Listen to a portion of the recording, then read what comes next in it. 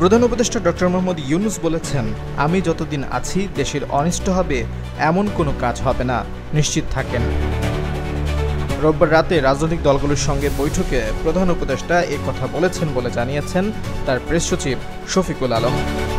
Press সচিব জানান, প্রধান উপদেষ্টা বলেছেন, আমরা বড় যুদ্ধাবস্থার ভেতরে আছি। আওয়ামী লীগ কার্যক্রম নিষিদ্ধ হওয়ার পরে অস্থিতিশীল করার জন্য যত রকমভাবে পারে চেষ্টা চলছে। এটা থেকে আমাদের রক্ষা পেতে হবে, বিভাজন থেকে আমাদের উদ্ধার পেতে হবে, ঐক্যমত্য থাকতে হবে। আত্মমর্যাদাপূর্ণ জাতি হিসেবে আমরা যতটুকু দাঁড়াতে পেরেছি এটা যেন সামনের দিকে এগিয়ে যায়। সবাই একসঙ্গে বসায় সাহস পেলাম।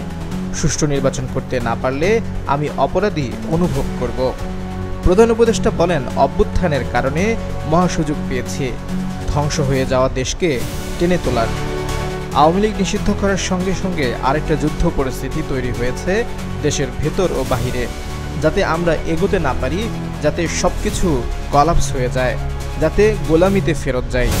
তিনি বলেন, আমি যতদিন আছি দেশের কোনো অনিষ্ট হবে এমন কোনো কাজ হবে না, নিশ্চিত থাকেন।